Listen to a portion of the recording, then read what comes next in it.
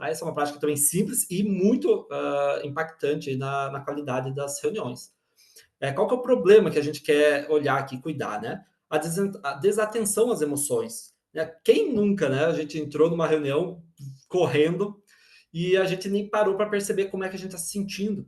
Né? O que eu estou trazendo de casa, de outro ambiente, como se a gente ainda conseguisse romper, a não ser que quem já assistiu a Ruptura, né? Aquela série lá bem interessante, até lá, né? Isso fica aí uma dica, tá aí. É interessante, mas na prática, como é que a gente faz essa ruptura? Né? Como é que a gente deixa as coisas em casa, os problemas que a gente está lidando, pessoais, por exemplo, e não traz isso para o trabalho, né? Então, assim, o check-in, ele tenta cuidar dessa questão. É um momento para a gente parar e tomar atenção para o nosso estado emocional. Tá? E outro problema que a gente percebe é a falta de foco. Ainda mais hoje, em tempos, né, de trabalho remoto, onde então a gente faz reunião online, e as pessoas muitas vezes estão e não estão na reunião, né? Então, ter um momento para, peraí, gente, vamos parar aqui, vamos chamar para agora, como é que a gente está, saber, né, dos colegas, como é que vocês estão, né? Então, a gente olhar para esse campo relacional também. Isso faz parte da reunião, tá? O estado emocional das pessoas vão também impactar a dinâmica dentro da reunião, tá? Então, voltando lá para o nosso caso real aqui, então, geralmente, uma reunião começa assim, né? Vamos começar falando sobre o relatório. Né? Traz uma pauta ali, muitas vezes já prévia, né? E é só sobre o que já está acordado.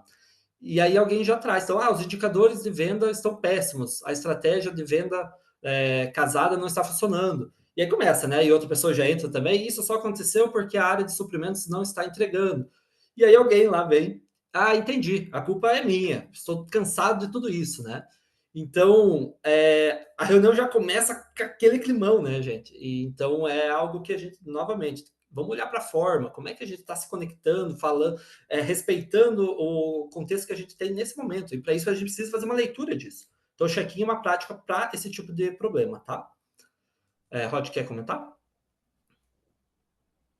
Não, eu acho que tem aqui mais algumas informações, depois a gente vai pro Miro, é isso? Isso, aí já vou acionar aí a galera.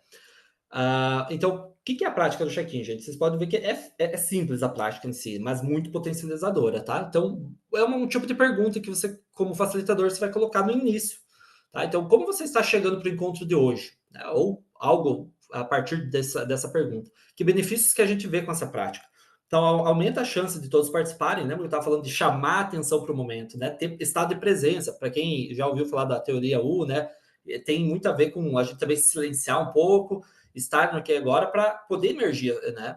A outra benefício é permitir reconhecimento de emoções. Então, quantas vezes a gente tem esse tipo de prática no nosso dia, né? Então, as próprias reuniões podem servir para isso. Como é que eu estou me sentindo? O que está passando por mim? Porque isso vai refletir nas minhas interações e cria um espaço mais humano e integral, né? Consequentemente, a gente começa a entender que são pessoas que a gente está se relacionando, que elas têm dias e dias, quem não, né? Ainda que hoje a gente está falando muito de interação com o IA, né? Mas em algum momento tem uma pessoa ali, a gente vai precisar lidar com ela, né? Então fique atento, né? Funciona melhor em grupos menores. Então, se a gente quer fazer esse tipo de pergunta, como você está chegando para o encontro de hoje, funciona muito bem, né? Dentro de grupos pequenos, que a gente. O que eu tenho mais testado é grupos até 10, 12 pessoas, né? Mas depois de um número, vai começar a ficar muito grande todo mundo responder isso, né? Então, talvez aí já não seja tão interessante fazer esse tipo de check-in, tá? Pode ter outras formas, mas isso que a gente está propondo é algo para um grupo ali, um time pequeno, né? Que você trabalha e faz reuniões recorrentes. No check-in é importante uma pessoa de cada vez, tá? Sem repetir. Então, o fulano respondeu, não, o Rod respondeu, depois eu respondi, depois o Maurício respondeu, e vai fazendo uma sequência. Quem estiver, né, também à vontade para falar, tem uma questão dessa também, né? Não, a gente não quer obrigar as pessoas a ter que responder, porque talvez ela não se sentir à vontade já seja um tipo de check-in também, tá? Começar a entender essas questões. E gente, é comum em equipes que estão começando a fazer o check-in, alguém responder o check-in do outro. E isso é um problemaço, tá, gente? Por favor.